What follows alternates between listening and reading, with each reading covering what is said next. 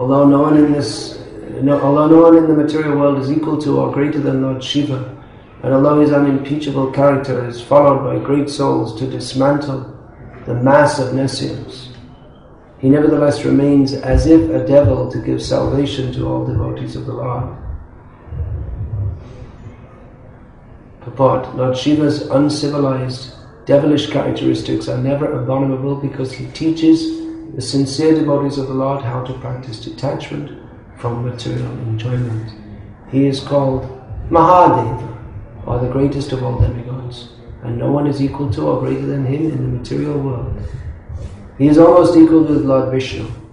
Although he always associates with Maya, Durga, he is above the reactionary stage of the three modes of material nature, and although he is in charge of devilish characters in the mode of ignorance, he is not affected by such association.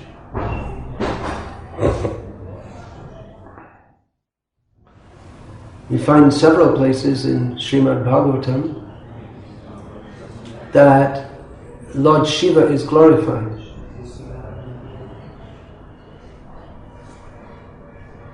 Also, of course, Sati ritual, the history of Sati is recorded in the 4th canto, in which he's also glorified. And we find actually throughout the Vedic literatures that Lord Shiva is glorified. And he's glorified to such an extent that it may be very difficult to understand who is the Supreme, because in some places Vishnu is described as Supreme, and in other places Lord Shiva is described as Supreme, and in some places Lord Shiva worships Lord Vishnu, and in some places we find in Mahabharata that Lord Krishna performed austerities to supplicate Lord Shiva so that he could have a son, which he did, Pradyumna, his first son. So the Shaivas and the Vaishnavas will bring out different pramans from Shastra to show who is supreme, and of course it's very famous that Lord Ram worshipped Lord Shiva because he was about to attack Lord Shiva's great devotee, apparently a devotee, not really a devotee, but devotee means one who is anyabhilashita shunya jnana-kama-adhyana vrita anukulyena krishna-anushīlanam bhakti. Really the word bhakti, as Prabhupada has analyzed in that purport in the 6th chapter of Bhagavad Gita, really the real devotee is bhakti, bhakta. Bhakta means devotee. So real bhakta is one bhaja. The word comes from the bhaj, bhakti and bhaj root. So this worship, this term is only actually applicable in relationship with Lord Vishnu. And really bhakti, we talk about, the terms are there, Karma Mishra Bhakti, Jnana Mishra Bhakti. But if bhakti is mishrit, if it's mixed, it's not really bhakti at all. Real bhakti means without any desire. So when we say that Ravana was a devotee of Lord Shiva,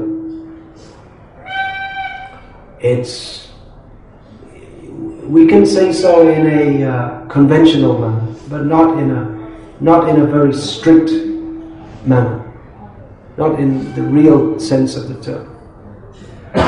So anyway, that story is there, that's well known, how Lord Ram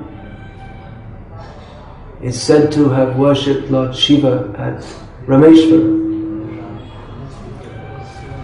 before setting out for Lanka to kill the great devotee of Lord Shiva named Ravana.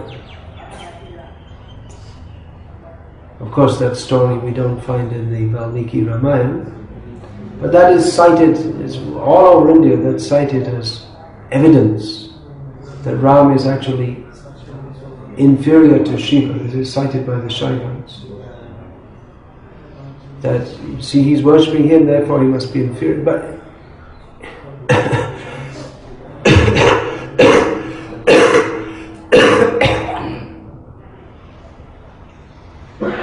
But this has to be understood very carefully, because Lord Krishna himself states that we'll find in various places in Shastra, specifically in this third canto of Bhagavatam, where Lord Kapila, who is Krishna, is speaking that worship of he establishes, I am the Supreme Personality of Godhead, and therefore worship of myself is the highest worship. But then he goes on to say that those who worship me, they're even more worshipable. And that even I worship my own devotees. And Lord Shiva himself, when he was asked by Devi, his wife, that, she herself was expressing some bewilderment, and there are so many different forms of worship. So which is the best? There's so many different gods. Some people are worshipping you, people are worshipping me, they're worshipping Vishnu, they're worshipping Lakshmi. And the famous reply of Lord Shiva is, someone can say? No, you don't say, I know you know. If you wrote that book, who is the Supreme? You should know that. So what is Lord Shiva's reply? That's also somewhat useful in this regard, because Lord Shiva also says that I take pleasure in the names of Lord Ram. That's also a useful quote, but there's a specific quote. If you don't know this, then what are you doing here? You're supposed to be preaching. It's a vital quote. Aradhananam. Someone else can say no? Anyone can say? Okay, there's a task for you all today. Write down this verse and learn it. Very important verse. Please say it. Aradhananam sarvesham Vishnu aladhanam bhavam tasmat parataram devi tadyanam samacham. This means that Lord Shiva replied that of all the forms of worship, the worship of Vishnu is supreme. That is intrinsically the supreme, yet there is something even better, which is to worship that which is in relationship to Lord Vishnu, namely his devotees.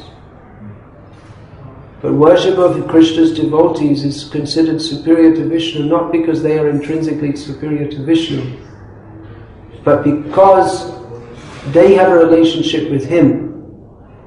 He is the supreme. It's not that the devotees are the supreme. Krishna himself considers worship of my devotees more. Then we can see who is really Krishna's devotee. If someone's worshipping Krishna, they may be doing with an ulterior motive. What can I get? Because he is supreme. But from the devotee, from Krishna you can get dhanam, janam, sundari, all these things. Wealth, followers, beautiful wife, so many things.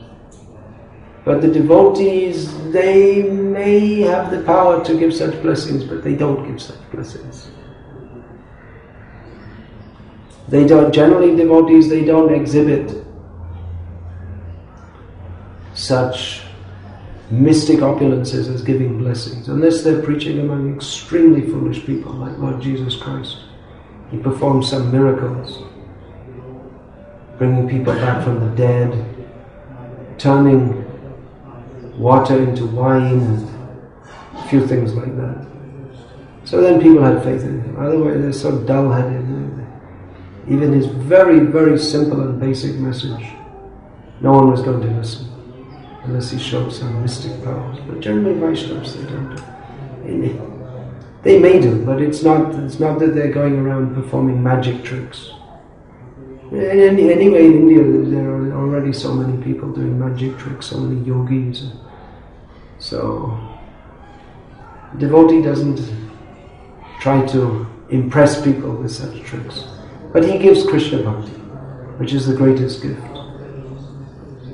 So, people of sense gratificatory tendency, they may approach Lord Vishnu, understanding he is supreme, or understanding that he is very powerful.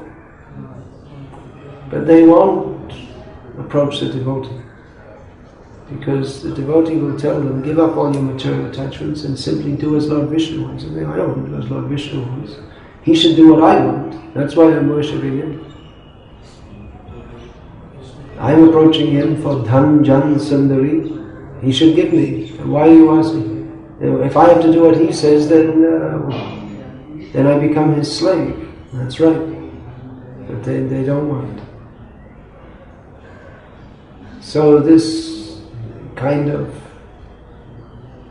neophyte devotee, that I will worship the Lord in the way that I think best, because I am the center of the universe. I know better. I don't need to be instructed by anyone, because I already have a direct relationship with the Lord. I'm such a great devotee. So this is not accepted as devotion by Krishna, because he doesn't accept devotion unless it goes through his devotee. So anyway, I was saying there's a great controversy which goes on and about who is supreme, especially who is supreme, Vishnu or Siva. Generally the discussion goes on this topic, and more recently it's become very popular theory that why are we all arguing? Just to accept all the gods are the same. There are 33 crore demigods, and gods or demigods, and we can invent a few more or have some more new ones just for the modern age, and it's all the same. So there's not much controversy. This Ramakrishna, so-called Paramahamsa, he wanted to make harmony in Hindu society. Why are you all fighting? It's all the same. So everyone came to thinking it's all the same, and it all came down to the lowest level.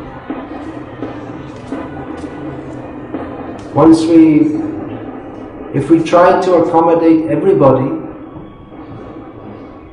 then we come down to the lowest level.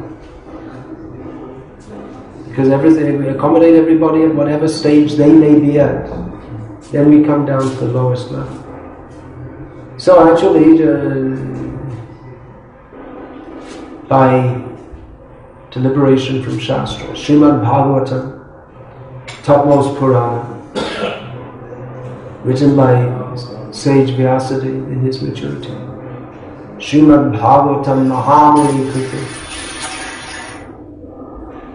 And that is specifically Srimad Bhagavatam Purana Mamalam Yad Vaishnava, there's the other verse, that Dharma Projita Kaitava Atra Parama Nirmat Saranam Sita Vedyam Vastava. This is the actual message of the Vedas. Atra Vastu Shivadam Tapatrayan Mulanam. This is the Purana in which there's no cheating, there's no misdirecting. It is meant for the non-envious. It is all auspicious. It uproots the threefold miseries of material life. So Srimad Bhagavatam very clearly establishes that Krishna is supreme. Even we'll find in Mahabharata where, yes, sometimes Shiva prays to Lord Krishna, sometimes Krishna prays to Lord Shiva, and sometimes they both say that we are the same. Anyone who distinguishes between us is an offender. So this is wonderful for the Mayavadis. They love all this kind of thing. But we should understand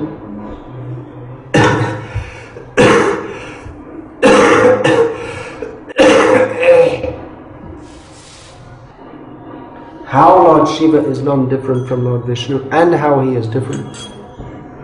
If we simply stress non-difference, then we don't understand the whole picture. At the end of Mahabharata, and then that's stated, just to put everything in proper perspective. Although we find in Mahabharata, we find the great authority, Bhishma, as well as others, very clearly establishing that Lord Krishna is the supreme, even above all the demigods, even above Lord Shiva. So at the end of Mahabharata, we have Vede Ramayane Chaiva Purane Bharate Tata Adav Ante Cha Madhya Cha Hari Sarvatra Kirti.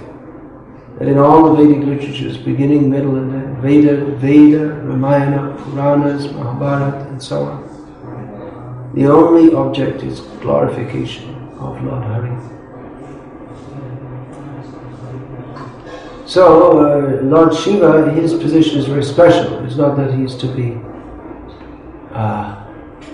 misunderstood or misconceived because of his devilish characteristics, as Prabhupada writes. His behavior and appearance is not like that of a standard Vaishnava. We do not encourage any of you to put ashes all over your body and have snakes around and go naked or any such thing. Only on some conditions we can allow. If you can hold the Ganga as she comes down from the heavenly planets and break the force of her flow, then we could possibly consider such a thing. Otherwise not. But you can't do it, because we are not Lord Shiva. He is powerful, we are not so powerful. If we could swallow poison that's capable of destroying the whole universe and ourselves not remain poisoned, then you dress as Lord Shiva, put on ashes from the crematorium and so on. Otherwise not. So you may say, well, he's a Vaishnava and he's doing like that. Two questions arise. One is, why is he doing that if he's a Vaishnava? Another thing is, if he's a Vaishnava, then why can't other Vaishnavas? Why is he doing that if he's a Vaishnava? Because, I was just saying, we can't bring everyone into the same category, otherwise we go down to everything comes down to the lowest common denominator. We find that.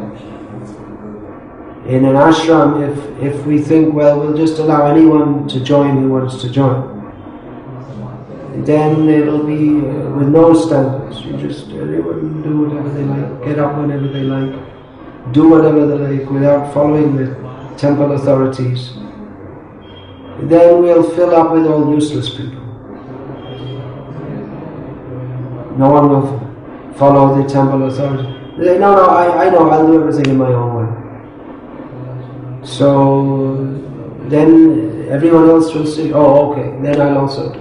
And then it'll be chaos.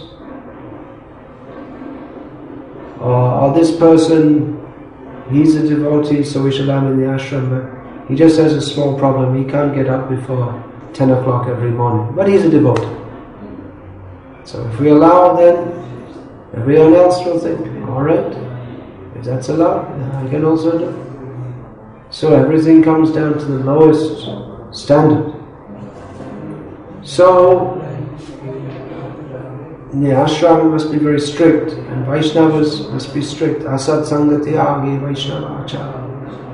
First characteristic of Vaishnava is he gives up bad association, because a Vaishnava has to live according to the rules of Vaishnavism. If he associates with non-devotees, they're always doing things which are not conducive to Krishna consciousness. So it's very difficult to follow. So we should give up such association.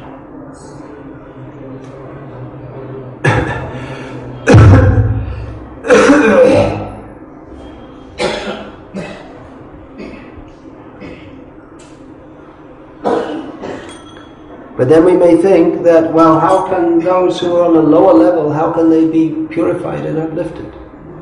Isn't it more merciful if the devotees just mix up with everybody?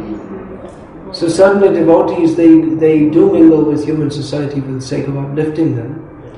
But at the same time, they have to maintain some difference.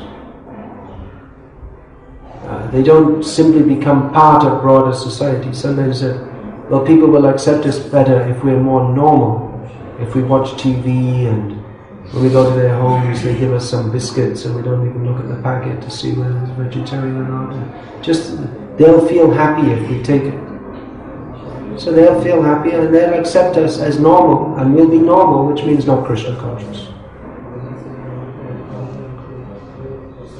So instead of us uplifting them, say, well, they'll accept us more. But they should accept us on their level. We want people to accept us, but on our level, not on the level that they impose on us. So simply if they accept us, it's simply to be accepted by society, that is not necessarily conducive for preaching. They should accept devotees as devotees. If devotees become non-devotees, then you simply become accepted as another pig, dog, cat in human form. And what is the benefit of that? So devotees, they are different and they have to maintain their difference. But then what about how to uplift the fallen? So that is specifically Lord Shiva's job, to look up to the most fallen. He can do, others cannot do. Others cannot do as he is doing to God. There are mantras that may be chanted. Remembrance of Lord Hari, chanting the names of Hari, to get free from just as someone, even maybe if they're a devotee, or they may be attacked by ghostly spirits. So there are mantras that one can chant to Lord Hari, that these devilish influences will go away. But Lord Shiva, he doesn't chant mantras for them to go away, he lives among them.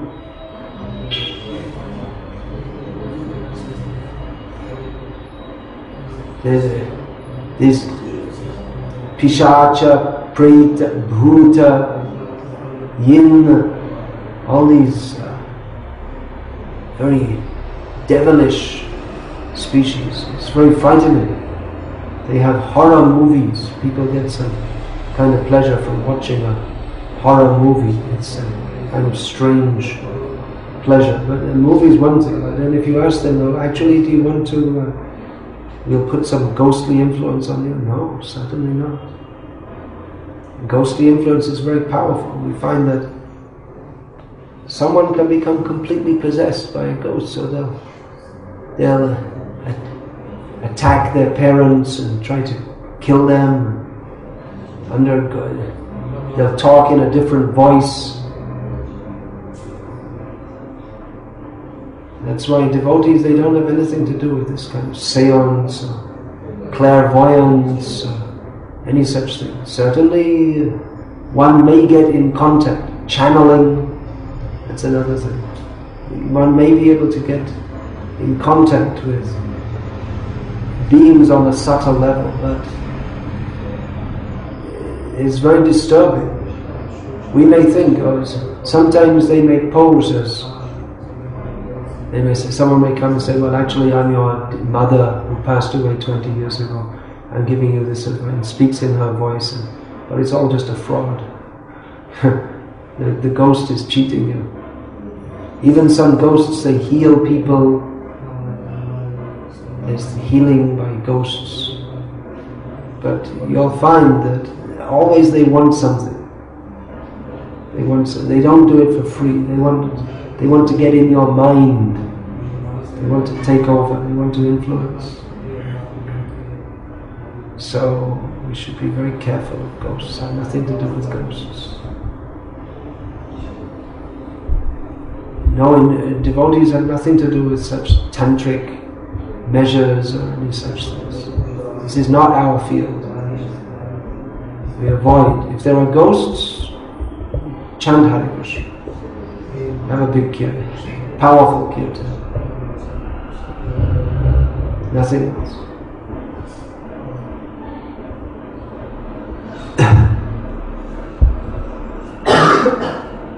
But Lord Shiva, he has taken the duty of living among such ghostly beings for the sake of uplifting them.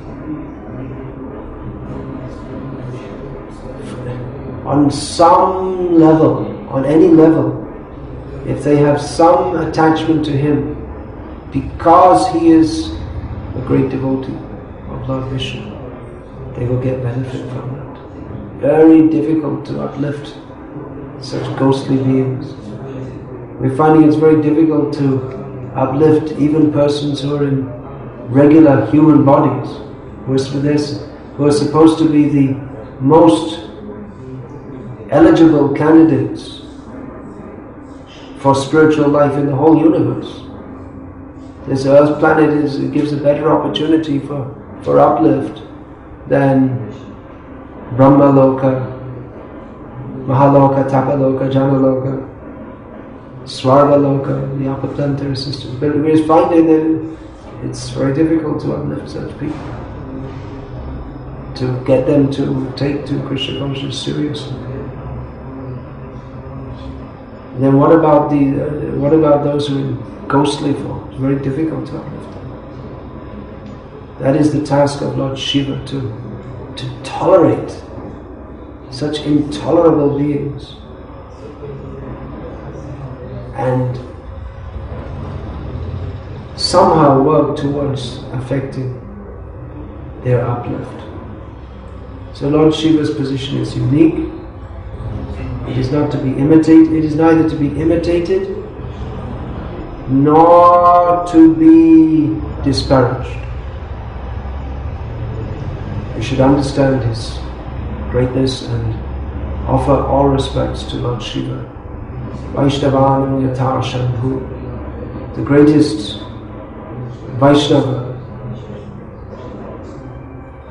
Lord Shiva, for undertaking this work of uplifting the fallen souls. Paramaradhanam Tanvi Purushasakilana.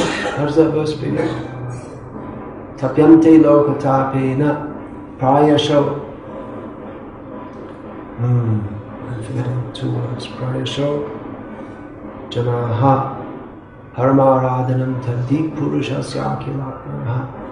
Lord Shiva himself states that to accept all difficulties for the sake of uplifting fallen souls, that is almost always, that is generally seen as the general characteristic of great personalities. There is no better method of worshipping the Supreme Personality of Godhead than this. So Lord Shiva lives by that dictum which he himself spoke. Hare Krishna. I'll finish there. Srimad Bhagavatam ki jai. Divine Srila Prabhupada ki jai. Hare Krishna.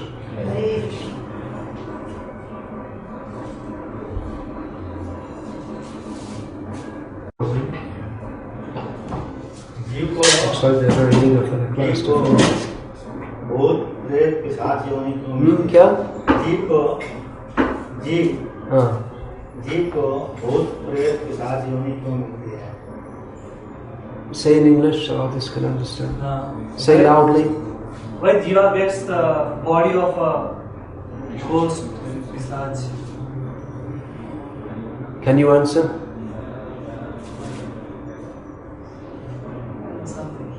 All right, I'll answer.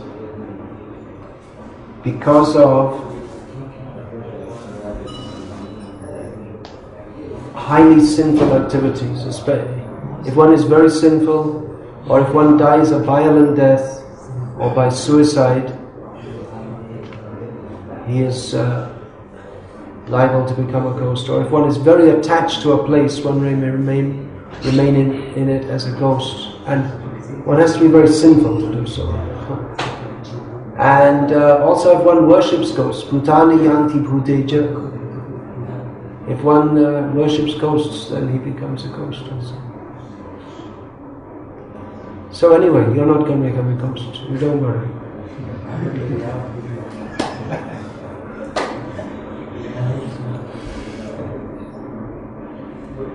Hare Krishna. Hare Krishna.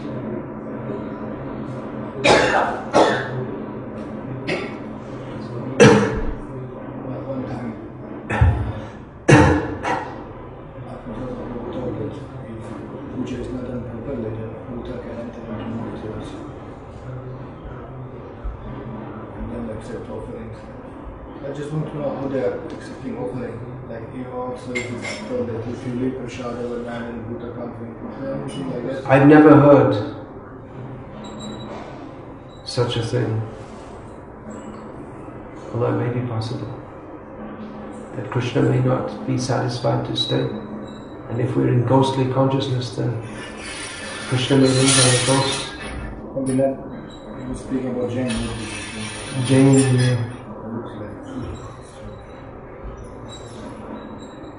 Then he was telling even photos of acharyas and gurus should be full size, should Yeah. be better than Bhuta can enter like that. I never heard the Buddha could enter, but the whole form should be there. And what else were you saying? And for prasad, how they are taking that prasad? And in general, food that's left overnight, it's considered impure, but prasad, no.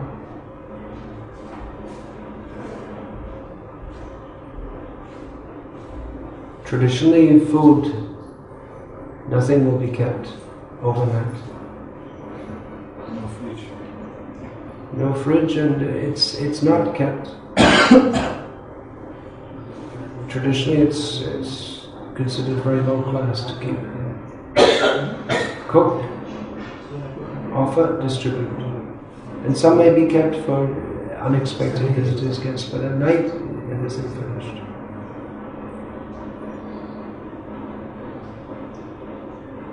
That's the system traditionally. And at least the Brahmanas, they used to follow that very strictly.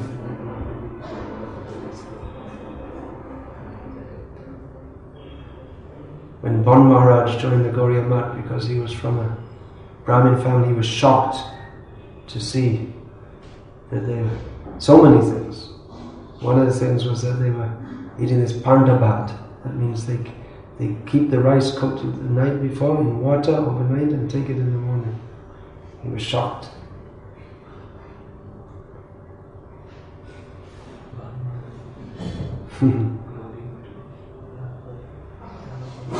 But nevertheless he stayed, despite so many things which were not according to his Brahminical habits. Hare Krishna.